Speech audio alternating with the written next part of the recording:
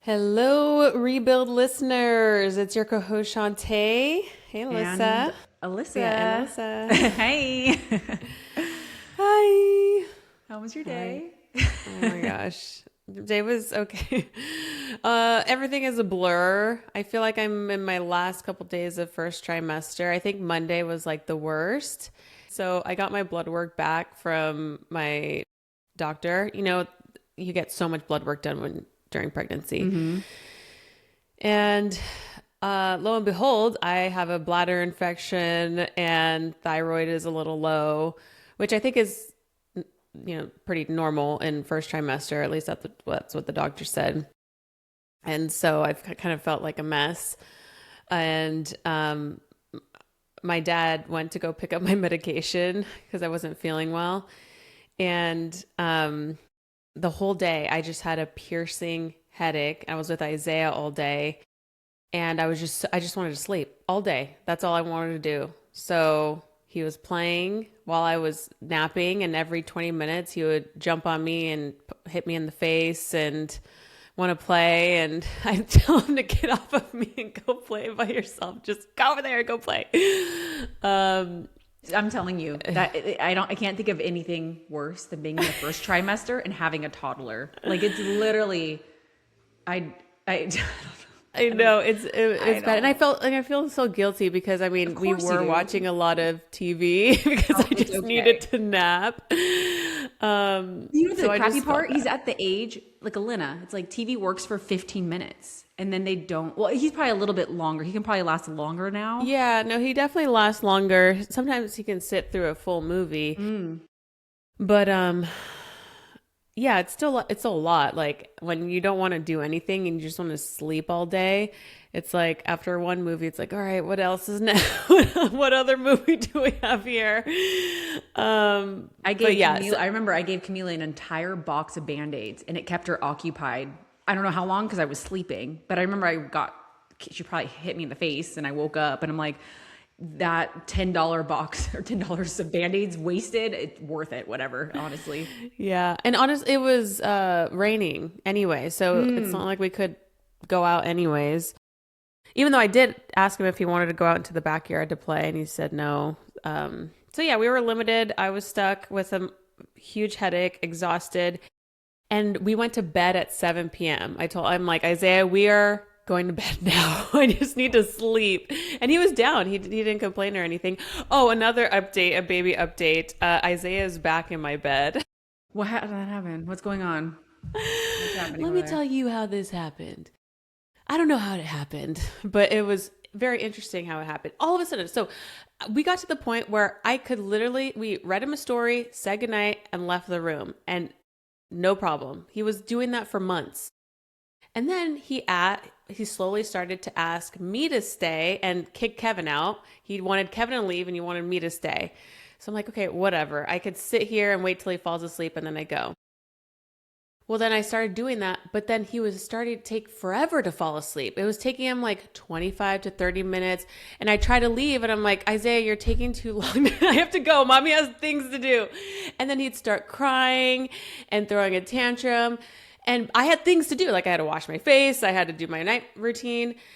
And so then I'm like, okay, well, you're going to come downstairs with me because I have things to do. And so, like I've mentioned in previous podcasts, our bedroom is downstairs. And so I started to take him into my room and wash my face and do my routine. And while I was doing my routine, he falls asleep. So I tell Kevin, pick him up and bring him upstairs. And when we tried to do that a few times, he'd wake up and cry. And so then I was like, F it. He's just going to sleep in our bed. And now he's back in our bed. A slippery slope. This podcast could be about boundaries. So. Yeah, I know. I honestly don't mind, but I do have a goal. He needs to be potty trained and back in his bed by the time baby number 2 comes. That will happen in the next few months. But I did let it happen. I let him back in the bed, and he's back in the bed. But yeah, you know, with the nighttime thing, you know, I took a parenting course, and what they said is when they I think the example was when the kids get up at night and like come to your room and you want that firm boundary. One, you have to keep it and you have to be consistent. Right. But two, she said, keep the language the same. Stay neutral, stay calm, and repeat the same thing over and over. Hey, it's okay. I'm going to walk you back to your room. It's time for sleep. Simple. Mm-hmm. Put them in the room and they're going to cry and then they're going to come out of the room and just walk them back. And you just repeat it and you just keep it super like calm, loving, but firm. Yeah. And sometimes it doesn't, it just happens a couple times and then it's over with. And then it might happen a few nights in a row, but then it eventually will end. Yeah. And I think with no, for sure. And it happens in nap time. So nap time is exactly like that. He can sleep in his room in nap time, but there are a few times where he'll get up like 4 times in a row sometimes. And I don't say anything. I just calmly pick him up and just put him back. And I say, it's time for nap time. And then I close the door. And then he tries 3 more times. And then that's that. And then by the 4th or 5th time, he stays in his room. See, he knows there's a boundary. So that's a firm boundary. And there's a difference between firm boundaries and like a not so firm. Yeah. Oh yeah. No. And So I know he that's what I knows. was doing. And I know that's what I was doing at night. The thing is, it's a little different at night because our bedroom's downstairs. His is upstairs. So I'm trying to think, okay, if he really wants me to stay with him for a little bit while he goes to sleep, I can do that. But maybe I just need to do my routine before we put him down. So I need to wash my face, brush my teeth, maybe brush his teeth downstairs, and then we can go to bed upstairs together. And then once he falls asleep, I can just come downstairs. So you talked yourself. Yeah, there's my solution. There's your solution. You just found it. That's what I would do 100%. Like we all get ready together, wash face, brush teeth. We do it as a family. We're going to bed at the same time, but in your case, I know you don't. So yeah, I mean, might as well. I mean, I should probably start going to bed earlier now that I'm going into 2nd trimester. But yeah, no, I feel like I'm just now coming out of my 1st trimester. The next day after Monday, so on Tuesday, I had all this energy and I felt pretty normal. I'm like, oh my gosh, this feels amazing. And today I feel pretty good too. So I feel like I'm slowly coming out of 1st trimester, now going into 2nd. Yay. How are you? How's your cut? Good. The cut is, I'm so locked in. I know you look good. I hate it. I really want to push a couple more pounds. I want to get just a little bit leaner. And I'm like, we're kind of coming up to, I think we're 3 weeks out from our vacation. You can get a lot done in 3 weeks. It's true. Actually, 2 weeks. Yeah, 2 weeks out. So yeah, I feel like you can still get a lot done. I remember we were cutting for our shoot, for our skim shoot. I was pretty lean, but then like I think this was like 3 weeks later was Kevin and I shoot, and I got lean. So a lot can happen in that last 3 weeks if you really push it. I'm like keep going in and adjusting my macros down. I'm like I can do it. I can say less rice. Well, where are you at? Where are you right now? I'm at. I even brought down my protein today. I was like, you know what? I want a little bit more carbs. I'll bring down the protein just a smidge. So I'm at what are my macros split? 180 grams of carbs, 120 protein. Oh my God. Are you kidding me, Alyssa? And 45 fat. So 1,600 calories. Okay. Don't listen to anything Alyssa says, you guys. Literally my last 3 weeks of Kevin and I's shoot, before our shoot, I was eating 50 grams of carbs. 50. No, absolutely not. Listen, 160 grams of carbs. And actually, I'm going over. I wanted a little bit more carb. I'm like, that's my starting. Stop. Look, what are you talking about? Get out of here. I'm not hungry at all, so I could probably push it a little bit lower because my hunger was in the very beginning of the cut. And now So yeah, it's. I mean, nice. Anywho, no, but you look great. Yeah, it feels good to be leaner. I think after this, I might even after the vacation, if I'm not as lean as I want, I might continue a little bit further and then do a maintenance. And just, I'm not going to bulk again like that. That's just stupid. Like, by the way, if you're listening, you don't actually need to bulk. Like, no one needs to actually put on 10, 15 pounds of fat. Like, you can eat in a small, I'm going to bring my calories up probably to. But did you? I put on a lot of fat. Girl, that was not all muscle. You did? I was thick. Well, yeah, it never is always all muscle. I know, but I'll probably bring my calories up to a new maintenance at a higher level. I'm not going to stay at 1,600 calories, maybe like 2,000 calories. I don't think I just need to be eating as much. I was like close to 3,000 calories. There's no reason. YOLO. Yeah. I mean, plus you were doing it for so long, like a year. I was eating, I wasn't tracking, but I was enjoying myself. Fully. Yeah. For like a year. That's a good amount of time. Yes. I think that's a good, I think most women should be putting on mass for at least a year. Yes. There's no such thing as a 12-week bulk, ladies. No. You need like 8 months, a year and a half, 2. I would say 8 months is the minimum. Minimum. Agree. Fully agree.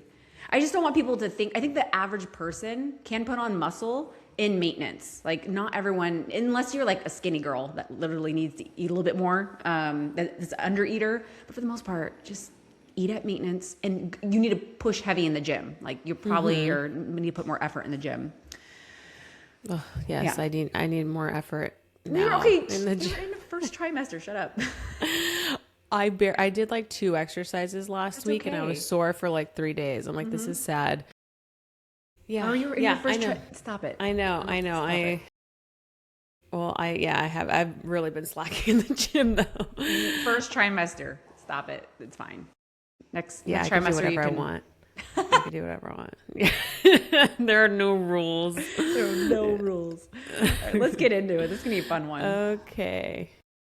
Go for it. Brought up this topic because I was noticing within my client chat that this was being brought up often.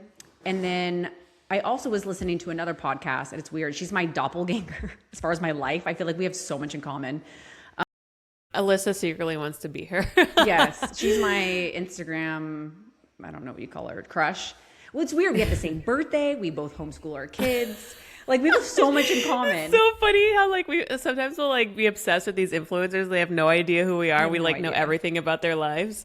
I mean, I wouldn't say it's abnormal. It's like if they have a podcast, they have a podcast. Like I follow them on Instagram. They share the details of their life, and we do the same. I mean, I think some people that follow us probably feel the same. Like feel like they know us. Yeah, let us know if you're a fan. Would you like to be our friends? Pen pals? Yeah. Anyways, we just have a lot of common. She's a little bit ahead of me though, because her son, I think, is like 6 or 7. But anyways, what brought this conversation around boundaries up and why I wanted to talk about this is she was sharing that her son wanted to do baseball.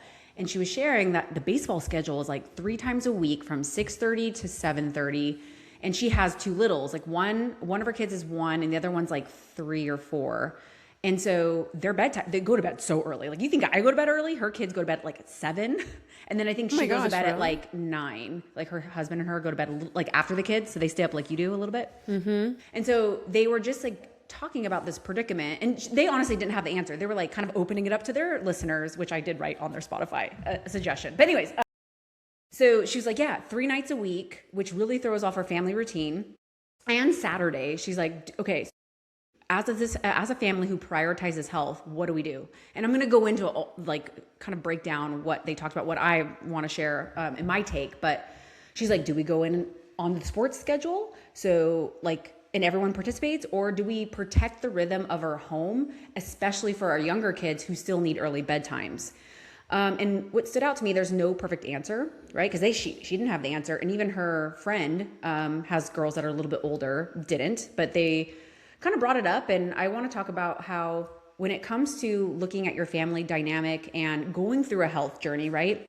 Oftentimes when people start their health journey and they have a full schedule, they are running a business, their kids are in sports, and then they want to start for the very first time implementing these new health habits, they feel very out of balance because they don't know how to track macros. They don't know how to meal plan. They don't know how to create a gym schedule for themselves. And what they start to realize is every yes has a cost. That is the truth. A yes comes with a trade-off. We don't always like slow down enough to see it sometimes. I think a lot of moms or just people in general are just like, yeah, we'll do it. Yes, let's take on another sports activity. Or yes, like let's do mom game nights or book club or whatever it might be. And if you're saying yes to a packed sports schedule, you might be saying no to early bedtimes or cooking dinner from home. If you say yes to social plans during the week, like bingo night or mom night or wine night, you're going to be saying no to recovery or quiet evenings. If you're saying yes to constant like meetups, right? You might be saying no, or like kid activities, right? Constantly entertaining your kids. You might be saying no to like downtime and rest and boredom and creativity. And so I think this is why it's important to really know what your values are as a family. I'm gonna take a sip of my tea. Do you want to interject here or just keep going? Just keep going. Okay. And so something we do have our clients do when they start with us is we ask them, okay, what are your values? Not even like for our family, I have my own values. Fernando has his values, and then we have family values. And a value, if you're not sure what that is, you probably have a general idea, but a value is what you choose when two good things are competing for your time. It becomes your decision filter. And without a filter, everything's going to feel important. Everything is going to feel like, oh, I should say yes to this. Everything is going to feel like something you should be doing because, oh, your neighbors are doing it. And oh, because you grew up doing it this way. Or, oh, because you saw some influencer doing it. And it's like, okay, maybe I should. Like you start feeling guilty. Like you're comparing yourself, right? And here's the thing. When you actually know what your family values are, decisions become so much simpler and so clearer. And you're not going to be guilted or pressured or saying yeses because you're comparing your life to other people's. You're deciding from alignment. It allows you to live in more alignment. So our family values, I'll just share a few with you. One of our biggest values is team. We move as a unit. And it's so funny. Fernando and I joke about this all the time. Like if one of us, like if Alina's like melting down, we're on a family walk, we're like, hey, you're making the unit look bad. Like get it together. We're a unit here. We're on the same side. Like, we back each other up. And so one thing that I'm very clear with my family on is language, because I think language is really important. So instead of using language, like with my husband will never say like, oh, we should help mom, because I will call him out, be like, hey, no, we're not helping mom. We're working together. Like this is like, we're doing this together. It's not mom's job. We're doing this together. And I know it sounds small, but I think it makes a difference with how kids view like whose job is what. Like when it's time to clean up at the end of the night, it's like, hey, let's do a family reset. Like we go and we clean up the toys, right? Or if I'm cooking in the kitchen, hey, would you like to join me? I call it a team do you want Team Vargas with me? And even myself, I sometimes will say, hey, help me. And I'm like, oh, nope. Do you want to join me? Do you want to do a Team Vargas in the kitchen? Camila, do you want to cut the carrots or whatever?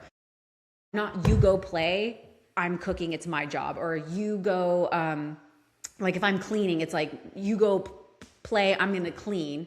I'll invite them. Like I'm not going to force them. That's the other thing. I think people might get confused. It's like I don't force my kids to cook and clean, but I invite them. And then if they want to go play, they can go play. But it's always open. The other thing we value is connection and presence. So one thing that's important to me is we're not just existing in one space. Like my family will never, like my kids won't be on iPads and I won't be on our phone and we're watching a movie and someone's scrolling. Like if we're going to do things, we're going to do it together. We value play. So we make mundane things fun. Like we'll dance when we're cooking, like outside after dinner, we just go outside and just like mess around. And a lot of times like Fernando's doing push-ups or like lunges, and then he'll chase the girls, we'll play tag, and then we'll just like lay in the grass and look at the clouds. And so play and boredom is something that I don't think boredom's like per se like a value of ours, but I do not try to rush to fill my girls' time with like activities and things to do. And so I do think that just playing and just kind of being is something that our family values. And then we also value contribution. So everyone takes ownership in their space. I say we value simplicity. You guys know me. I don't like a lot of doubles of things. I keep things like simple as far as like decor and what I allow into my house. We value health. So and for health, that is not just the food we eat, but it's sleep, our energy, our nervous system regulation, movement. So anytime something comes to me, like if I want to add something to my schedule, like my kids want to do a sport or I'm invited to something, a birthday party, a new commitment, whatever it is, I'm not just thinking, do I have time for this? That's not what I think. Like, time is not the issue here. I'm asking, does this align with how I actually want to live? And I don't just consider the time the activity requires. I think about the getting ready time, the drive time, considering how everyone will feel if I take this on. Like, is it going to bleed into bedtime? Is it going to bleed into nap time? And so, yeah, I think if Camila wanted to do like an activity at 6:30 p.m., I don't think, as of right now, I say this now, I mean, this could change as we get older, which I do think it will. It's going to be a no, because I'm like, okay, if we say, 6:30 to 7:30 several nights a week, and our family goes to bed at 8, like, how is that going to happen? My husband wakes up at 4 a.m. to train. I'm up at 4 a.m. because that's when I work. And so that's going to bleed into our sleep. And that's not a small thing for us. That is our health. So in some cases, even if the activity is a positive impact, sports are amazing, right? There's so many benefits. But for us in this season, it's gonna be a no. And so I think when we're not trying to limit her experiences, but we're deciding what we're protecting. And I want to be clear, it's not a no for everyone. And I don't think, if you're out there listening, because I have plenty of clients that have their kids in sports multiple nights a week. In fact, one of my clients, I think she does 6 days a week. Her kids are in sports. 3 of which they're at the baseball field. I think that's 6:30 to 7:30 time frame. And she realized after a few goes at this, she was like, oh my God, I'm going to the sports field. We're getting home late. I'm trying to cook dinner. It's like 7:30. No one's in their pajamas. There's no nighttime routine. It was chaotic. So what she started to do is, she has an electric car. She brings a crock pot in the back of her car, plugs it in, and they eat dinner on the field.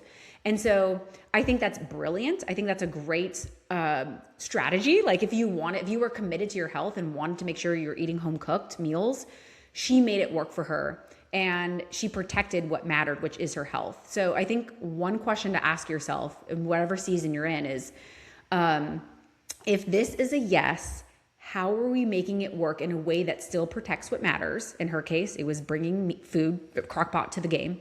And one of my favorite questions is, how is this actually working for you in your life now? And it doesn't have to be a judgmental way, but it truly shows, like, is this actually working for you? And what is the cost? Like, what are you noticing? When you come at it that way, look at the lens of like, okay, what is this costing me?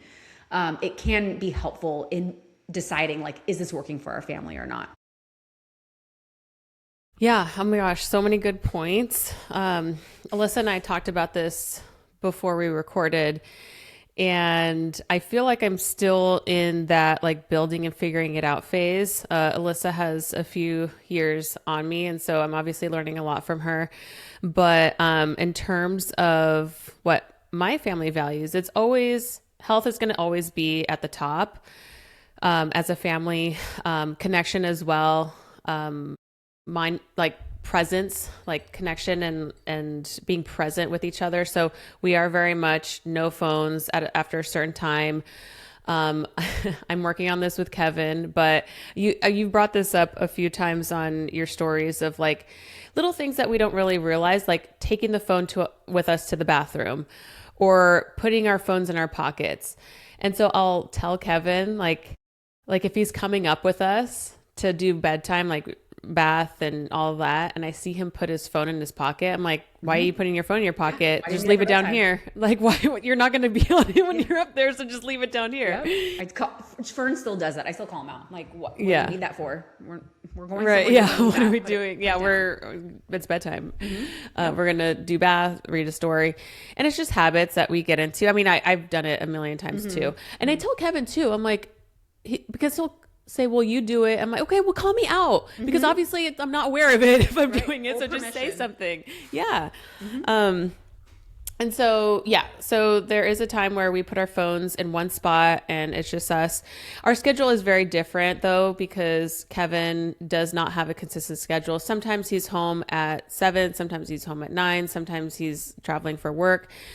But we're about to adjust our child care. Like my mom helps a lot with Isaiah, and we pick him up pretty late. And I just recently told my mom, like, I don't really need Isaiah to be gone that long. So I'm going to start picking him up much earlier so we could actually like he can, I can invite him. I was about to say, so he can help me with dinner. So I can invite him to cook with me. You guys, that's just my personal. I have to watch what I say around Alyssa now. Oh my God, no, that's just my personal thing. No, I know it's great. I think it's good. I think it's a good. I think it's a good to be aware of that language, because I also think it's important, especially for boys, to not just expect that moms are the only ones doing the cooking and cleaning, and it's important for them to be involved in that. Something that I actually realized today, because I've taken a big step back from working and coaching, and so I have a lot more home time. And something that I actually just realized this week was how much Kevin did for our home. Because now that like I'm taking over more of like the home management stuff, I'm like, shit, Kevin's really great at cooking. Oh, like really? Like Wait, cooking, tell me, what are you but just taking like, over?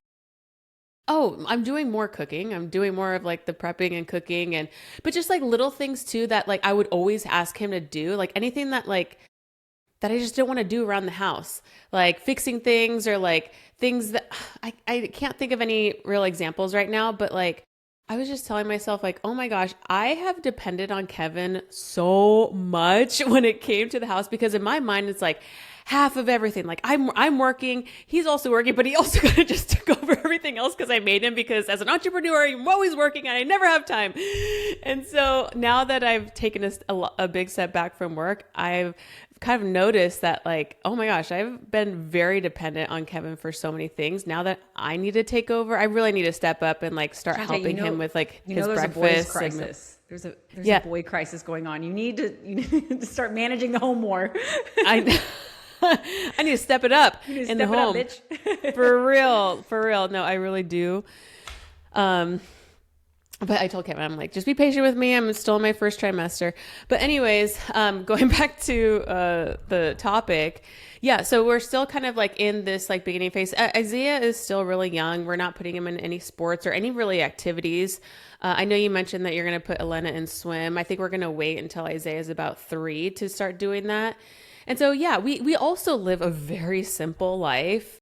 We, go to work, we go to the gym, and we like to stay at home. We do a lot of home projects. And so that's another thing too. It's like we do spend a lot of our free time at home because we're doing the home projects, renovating, getting those things done. And then we try to keep things locally. So when it comes to like values-based decisions with kids' activities, we're not quite there yet, but I definitely resonate and am in alignment with everything that Alyssa said, asking those questions like, does this align with the life that I want to live, versus saying yes to everything because you feel like you have to, or you feel like your kids should. They're also so young. I mean, who remembers what they did at like 4, 5, 6 years old? You know what I mean? And so even if we pushed it back to, starting sports in maybe middle school or like, 4th or 5th grade, I don't think it would really matter. That's the thing. That's what they were saying on this podcast is like now, and I'm not sure if it's changed. I don't really know. I played sports growing up, but it was like, wasn't anything serious. Apparently now people are trying to get their kids in so young because they want them to go pro or it's like you need to get your kids in sports because by the time high school hits, they're going to be so far behind. And so you got to get them in now, got to get them like acclimated and athletic. And so that, I don't know. I just don't remember, or you guys can DM us and let us know, sports being that often. Like I remember even playing soccer, I feel like it was just once a week and then games on weekends. But apparently now it's very like kind of serious. Like people go in, and they were saying like when they were putting their son in baseball, they had like a meeting. They needed a strategy meeting on Sunday, and the guy's like, a strategy meeting for like these kids are 6. Like we're just gonna play ball and have fun. Like a strategy meeting. And so it's just it's taking up a lot of hours, and they have to usually be after work hours. and weekends. So yeah, it's just interesting. And again, I don't think there's an answer for everyone. One of my other clients, her son's in a lot of different activities. She's got him involved in multiple sports. Like I was like, oh my gosh, wow. And after having this conversation, I asked her some of these questions like, hey, is this working for you? How do you feel? There is a cost benefit every time you say, all these yeses to all of these sports. Like, what are you saying no to? How does this feel, having to go to all of these sports every day? And she sat on it for a few days and then messaged me and she was like, I am the boiling frog. And so the analogy is like you put a frog into a pot of water and slowly turn up the temperature. And I think this is most moms, right? You get your kid in one activity and then another, and then they want to do this. And sure, yes. And before you know it, you have a packed schedule. And she was like, I'm in a pot of boiling water. And she's like, thank you for being that coach that noticed it and kind of called it out. And so she said, hey, twice a week, I am not going to go to those lessons at 6:30 to 7. I'm going to stay home. Husband's going to take my son. I'm going to stay home with the baby and like rest and like get to bed on time and whatever I need to do. And so it was a big aha moment for her. And so I think, when it comes to kids' sports schedules, like again, looking over your week and like if your goal, and I think this is the other thing when people, there's that word balance. People, I want to live balance. Like I feel like I'm out of balance. And sometimes when you're taking on a new health habit, you are going to feel out of balance. Mm-hmm. You're not going to be able to equally put your time everywhere. And so if you are starting a health journey, you probably are going to like have to put some things down. You're probably going to have to say no to certain activities you've said yes to. You might have to drop down your kid's sports schedule a smidge or ask your husband or like have a friend take your kid to practice so you can kind of get a handle on coming up with a meal prepping system, coming up with a workout system until those things are implemented. For me and Chauntae, we've been doing this. It is so foundational for us. All we're doing is kind of turning up and down the dial depending on what season of life we're in. And so right now I'm in blindfolder mode. I'm in a cut. I'm not going to miss a gym session. If I miss a session, I'm making it up on Saturday, which I never would have done in the past. After the vacation, I'll probably chill out a little bit. I might not, be as strict. I might say yes to more things. Now Lena's sleeping through the night. She's not breastfeeding anymore. This is funny. This happened all during this week. I am going to enroll her in swim. So I'm enrolling her. Yeah. And the times that are available are awful. Like, I'm like, no. Like, when I'm looking at the times available, I'm like, that's not going to work. It's too close to nap. That's not going to work. I don't like that time. Saturdays. But I'm like, you know what? This is for a short period of time. I ended up saying yes to Wednesday at 4 p.m. Wow. I know, which I was like, I would never have in the past. But I'm like, you know what? It's a short period of time. We're going to do it. And Wednesdays, I usually don't cook. I've already prepped food. And so I'll have food already cooked, done. And so things like that. I think if you're like, okay, I am going to say yes to an evening sports activity, what am I going to do to make sure dinner's ready or whatever it needs to happen to still make sure you're hitting those health goals? Do I want to say anything about sports? Any other final thoughts about sports before we go to social life? Because that's another big one. Yeah, no, I think we're good with sports. Yeah. Okay. When it comes to this is another big one. I think I've had several clients who had big social lives. Typically I have more clients that were single that would travel a lot or have social lives that were like every weekend going out, bars, restaurants. And so, traveling is one of those things that is absolutely possible to stay aligned with your health goals, but it does take a different level of awareness and effort. We don't live. Oh yeah, I'm gonna have to add to this part. We don't live in an environment that makes it easy. Like our food environment in the United States there's grab and go everywhere. Everything is calorie dense, highly processed. It's designed to be convenient, hyper palatable, which means it tastes really good and easy to eat a crap ton. And when you're in an environment without a plan like that, it's very easy to overeat what's convenient. And I think people get tripped up is they assume, well, I'll just figure it out when I get there. I'll be fine. I'll just, I can wing it. But if your goal specifically is body composition, especially in a fat loss phase, that's just not a good approach. So if you're actively trying to lose weight and you're trying to travel, or if you are planning on travel consistently, it's going to add another layer of difficulty because your environment is working against you. And we talk about this all the time, how important your environment is, your home environment, right? With staying on track. And so if you're traveling on the weekends, or you're doing a lot of like weekend getaways, or you're always going out for social outings, it's going to make it more unpredictable. And I'm not saying don't do it, but you're going to have to be, again, the cost analysis. If you're saying yes to all these things, what are you saying no to? So if you're going out often, whether it's traveling or weekends, a couple things you can do and what you'll have to consider is you're going to have to decide ahead of time how you want to approach your meals. Like, how are you going to do this? And we will walk our clients through a strategy with that. Being intentional with alcohol and snacking. Knowing what good enough is going to look like instead of trying to be perfect. And then understanding if you're choosing flexibility in exchange for slower progress. Let me say it again. You have to understand if you're going to be more flexible when it comes to like social outings and traveling, you're going to have to be okay with slower progress. Yes, you can make progress, but what that means for your goal and your timeline, you're going to have a reality check. Because that timeline is going to slow down quite a bit.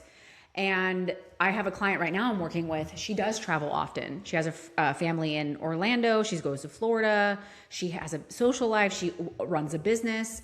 And we've had this conversation, and it is difficult. It is difficult when she's not married, right? And she's dating, which is another complexity, right? Having that conversation with your new boyfriend. Hey, I'm on a journey. Can we cook from home, right? And so, yeah, it does make it really, really difficult to stay on track. Mm-hmm. Oh yeah. Eating out is tough, but I want to say whoever says or thinks eating out is more convenient I'm just not convinced. Mm-hmm. I'm not convinced. I think that prepping in advance and bringing meals with you is way more efficient, and it makes more sense, especially for busy moms.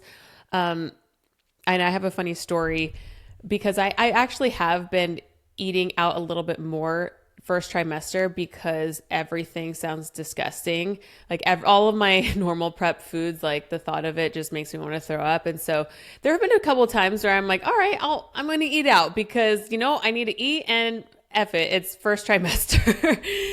There was this one day, and I'm going to blame this on pregnancy brain, but I was driving and I was about 6 minutes away from my house. And then that second I was like, you know what? No, I want In-N-Out. I want In-N-Out. And so that's so far. And so, well, I Googled it really quick, and then it was about 15 minutes away. So I'm like, okay, I'm going to go. So I'm going, but I need to pass my house on the way there. Right when I was getting out to my house, I'm like, I don't know. I'm going to go home. I have food in my house. I'm just going to go home. I start going home, and then I was like, no. I really want In-N-Out. I really do. I'm just F it. I'm going to go. I'm going to do this. And then I go drive like 20 minutes to this In-N-Out. Finally get there, and the line is so long. It's long. It's and always I'm like, long. F this, I'm not eating here. And so then on my way home, I call Kevin. I'm like, can you stop and get In-N-Out? You're insane. What's wrong with you? Oh my God. So he picked it up on his way because I did not want to wait in line. And then we got it. Walk in. You walk in. The line is long. It's intimidating, but it's never as long. Like if you just go in, it's so much faster. Yeah, I wasn't doing that. I'm just letting you know. In my car. So I go, yeah, he brought an In-N-Out, and it wasn't even good. The fries were soggy, the meat was dry, and I'm like, this is why I don't eat out. That literally took an hour out of my life, and I was dissatisfied with the food quality. And then the other day too, a couple weeks ago, I wanted fries. That's all I did. I just wanted fries, and in my head, I assume, you walk out anywhere and you could get fries anywhere. And then I just see a long aisle of Del Taco and Taco Bells and Chipotle, and I'm like, really? No fries anywhere? Like I can't find fries. And finally I found Sonic. I've never eaten at Sonic before. I think you have me, you and Niall, like way back in the day. I think we went Oh my once, gosh. one Okay. time, Well, like in high school. I didn't know how to order at this place. So I ordered at the little thing where like the little skate girl comes and Yeah. gives you food.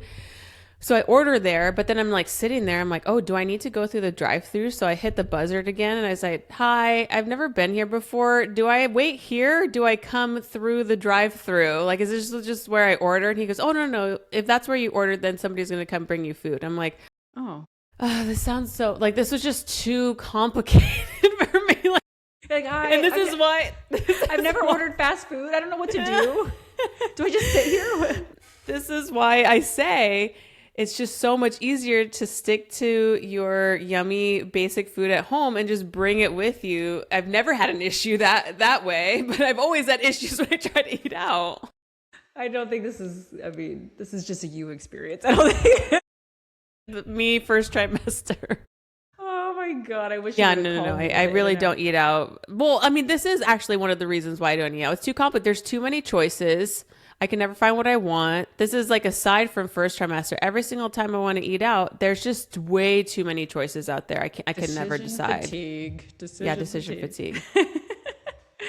I'm dying. Oh my God. Yeah. We haven't eaten out in a while, actually. Just Chipotle. I lied. You're always going to eat Chipotle. I mean, that's it. That's my ride or die.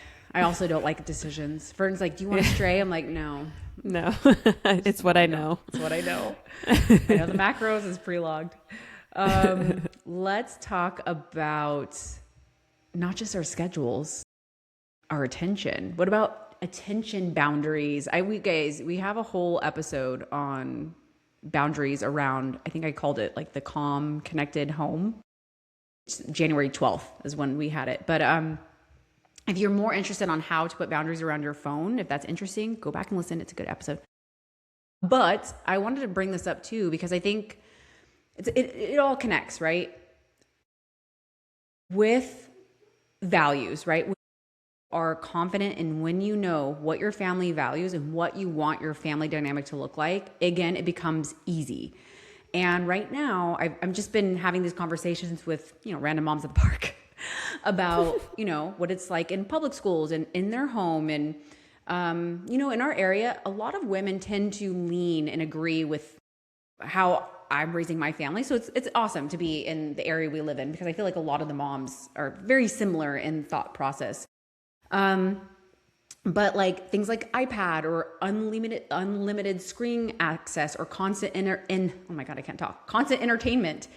It's an easy no for me, because, and I don't think screens are inherently bad. Like obviously I use a phone, I post on social media, but it just doesn't align with what we're trying to do in our home, because my value is connection. And I want my kids I literally want them to live a 90s childhood. Like I see those reels all the time. I'm like, yes. And it's possible. It is possible. And so if you know your values connection and you want your kids to, play outside until it's dark and, not rely on screen time, it's going to be an easy no, and you're going to feel like that is a solid boundary that you're not wiggle. So at the beginning of this podcast, right, we talked about like soft boundaries and hard boundaries. I think kids can sense when you don't have a firm boundary. And something I did with Camila when she was 2, I didn't let her watch TV, I don't think, until she was like over 2, which is wild. Elena, not the same. I've softened. Now Camila does watch TV, but she knows exactly when she gets to watch it. It's after nap. We have TV time. That way, Elena's still sleeping. And if Elena does wake up, she can watch. But majority of the TV is watched by Camila. And so that's the only time it's allowed. She knows exactly when it's allowed. So she doesn't ask all day, when can we watch TV? Can I watch TV? She knows that's when we do it. Once a day after nap. And so I think kids can sense when you don't have a firm boundary, because then they'll push it. It's negotiable. One thing I did want to bring up is just high speed, short form content. That is like my daughter will, I don't know when she will have a phone. I haven't come up with an age, but when she does, she definitely will not have access to anything that's short form video. And there's just so much science now coming out. Like I follow a lot of accounts that share the information, but essentially they say neuroscience and behavioral research suggests that the brain's reward system, especially the dopamine pathways, is highly responsive to novelty and unpredictability. And tech companies understand this. This is why they understand they can get us hooked. And so every few seconds, your brain is getting what research is called reward prediction error, meaning, oh, this is different. Oh, this is new. And what that does is when you're scrolling and seeing these short form video pieces, your brain's like, okay, what's next? What's next? What's next? It's like a slot machine. It's a slot machine. And your brain starts to associate boredom with discomfort. Like being bored is not good. And novelty is relief. And novelty is stimulation. And it's fun and exciting. Instead of sitting with stillness, your brain learns that you want more stimulation as a form of regulation. And I hear all the times with a lot of my clients is like, they'll say, oh, I just want some time alone to scroll. And that's fine. To relax, right? And that's Kevin fine. says that all the time, and it drives me nuts, honestly. Like, yeah. There's time. There. Okay, and this is what I tell Kevin, because he tells me this all the time. Like, I just want to relax, but he's also always tired. You know, so I'm like, the scrolling is not giving you more energy. The scrolling is draining your energy. 1000%. And so if you are actually trying to relax, you need to remove the screen and do something not screen related. So you can actually calm your brain and nervous system, because it is triggering that dopamine response and wanting more and more and more. And you're not actually doing anything with that time. It's not contributing to your energy bank. 1,000%. And that's what and I don't, you can tell your husband straight up, but with my clients, I'm like, hey, look, Yes. How do you actually feel after you scroll? Do you feel more calm? And sometimes they go, yeah. And I'm like, okay, that's fine. Just start to notice. And then sometimes the story changes once they really start to notice. And so here's a few things you can start to notice if you notice you do this. If you say, I just need a minute on my phone, and then suddenly it's like 30 minutes later. Okay. You open your phone with no intention and then close it and you go, oh my God, what did I just see? Like, can you remember anything that happened? Or it was anything actually impactful? Or you just kind of mindlessly numbing, scrolling? If you sit down to rest and then you feel oddly uncomfortable, so you reach for stimulation, right? You're like laying there in silence and you feel uncomfortable. Like, I can't lay here in silence. You need something. And some other things you can start to notice, that shift in subtle ways, if you're doing too much of this, is starting tasks but not finishing them, feeling mentally scattered or all over the place, difficultly staying fully present in a conversation without checking your phone, reading the same paragraph over and over, feeling mentally tired without doing anything that feels deeply challenging. And I think it's important, again, I want to connect this back to boundaries and stress, because our attention is being pulled in a million directions, then our nervous system never actually gets a break. And so, yeah, I think, again, if you're a business owner, you have kids that are crying and tantruming and you're managing them, you're running from sports activity to sports activity. If you have a full, like, go, busy calendar, and on top of that, you're scrolling in between, scrolling in the car, scrolling when your kids are playing, scrolling when you're cooking dinner, scrolling on the toilet, right? It's input, it's stimulation. Your brain is switching, processing, it's like reacting. And when that's happening all day long, and we're like, go all day long without realizing it, that's when you're stressed out of your mind. This is one thing to kind of notice. And so putting boundaries around your phone, attention boundaries essentially, is a way you can really help protect yourself and your mental energy, especially if presence and having a connected home is important for you. Yes, I love it. I agree. I mean, and hey, I am guilty of this myself. All of us are. Yeah. I mean, Kevin and I got into the habit of scrolling on the couch while watching a movie or TV. And I'm like, whoa, this is crazy. We need to put our phones away and actually be near each other and just watch what's on the screen. So we've committed to that recently. Yeah. And it's a lot better. I mean, we want to, and it's funny because we actually go to bed earlier when we do that. You know, it's so much easier to stay awake later when you have that stimulation of the movie plus the scrolling. So yeah, and you know, I catch myself taking my phone with me to the bathroom sometimes and scrolling when I don't need to be. So it's hard. If it's hard for us, imagine how challenging it could be for our kids. I'm proud to say too that Isaiah does not, like, we never ever give him the phone ever. Never. Nope. Same. He asks for his shows. I wouldn't say, I mean, we're a little bit more flexible with it, especially now with postpartum. I'm like, yeah, dude, whatever. But like, normally it's usually I let him watch Paw Patrol or whatever while I'm getting ready, and that's usually for a good hour. And then at night, all of us together before bed, before our bedtime routine. And so those are usually like the 2 times that he knows. And he'll ask me throughout the other rest of the time during the day too. But, you know, I say no, or I redirect him to something else.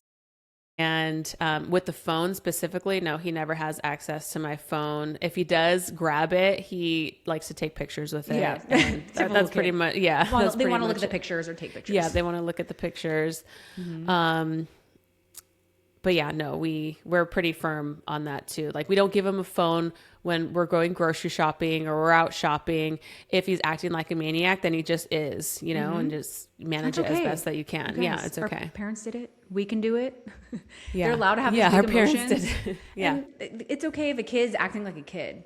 Like, there's been and you know what? I know you don't go out to dinner at all, but our family, whenever Fernando's like, you want to go out to dinner as a family? And I'm like, not really. Like, I don't. Like, sorry, Elena is at the age where it's just not fun. Like, it's not fun. And I don't think it's worth going out to dinner, especially being firm in our boundaries with giving our kids phones at the dinner table.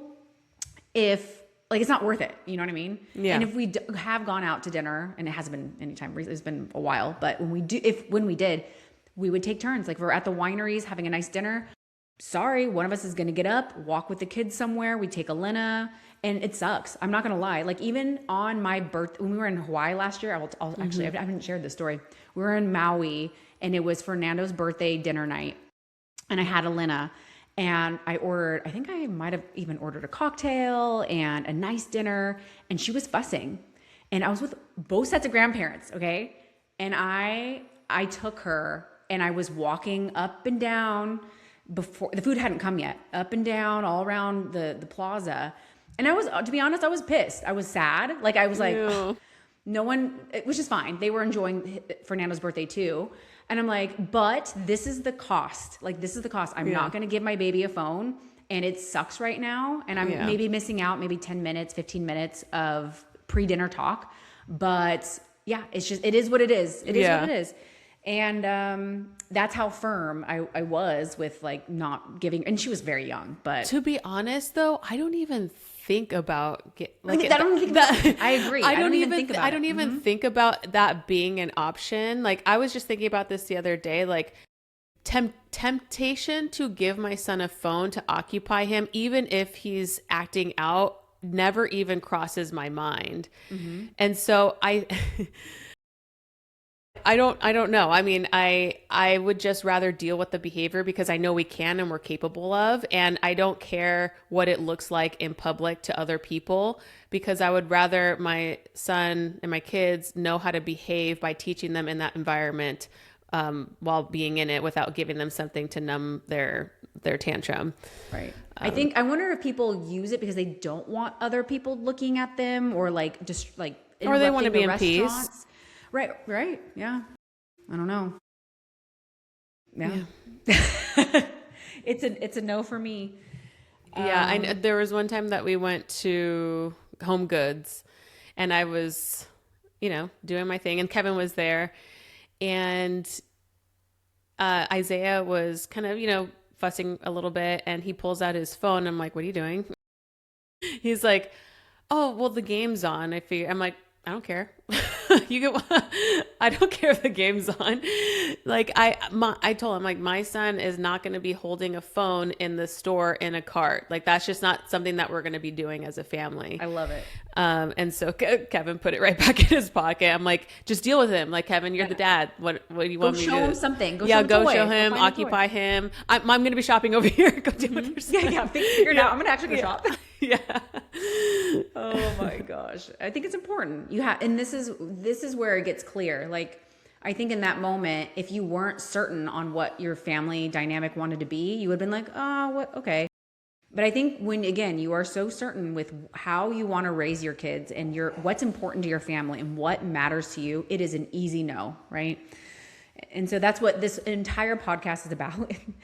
No judgment on how you and your family live, but I think if this is your sign, and in fact, actually, you can send me a DM if you want to know more about values. I'll send you one of our training videos and you can take a look. Actually, Chauntae, you lead the video. It's a great video on values. Yeah. It's an old training video. It's not that old. No? Okay. It's not that old. Oh, wait. No. Okay. You redid it in the last year. Okay. Mm-hmm. Yeah. Yes. Cool. Yeah. Anything else? No, I think that was it. Yeah. Let us know how you guys like this episode. I love the messages, by the way. There's a few of you guys that reach out, especially with the boy crisis, that have said, I love the episode and kind of shared your thoughts and opinions. And so we love to hear from you guys whenever because screen time and boundaries and values, those can be, controversial sometimes, especially, when we talk about these things. I know that there's certain people who are like on their journey and like figuring this stuff out. Mm-hmm. And maybe they're in a place where they have used screens or they don't know what their values are. And so it could feel maybe a little heavy to hear these things. But that's okay. I mean, if this is something that you want to work on, that's what we're here to do. We're here to help and guide in the right direction. And if you want that for yourself. Yeah, too. If you want that for yourself. Right. Again, when we talk about these things and what we share on social media is to let you know it is possible. When we hope that and that's what I notice when I follow other influencers homeschooling and not doing any screens or whatever. It's like, okay, cool. That's awesome to see other women show me it's possible with 5 kids, right? Yeah. Doing the thing, running a business, and that with the right guidance, you can do it too. And so we just want to show you what. And the reason why we talk about our standards and the way that we want to raise our kids is because we're also hoping to attract, women and other families that align with that and that want to kind of build that community together, because it can feel really lonely too if you're like the only family or with these rules, and it could feel hard and you could question yourself whether you're making the right decision or not. So this is why we want to be open about it. Camila's not allowed to hang out with other families that let their kids have phones. Is that for real? I'm like, your kid has a phone? No, you can't hang out with a Camila. Yeah, no, you can't be friends with my kids. Sorry.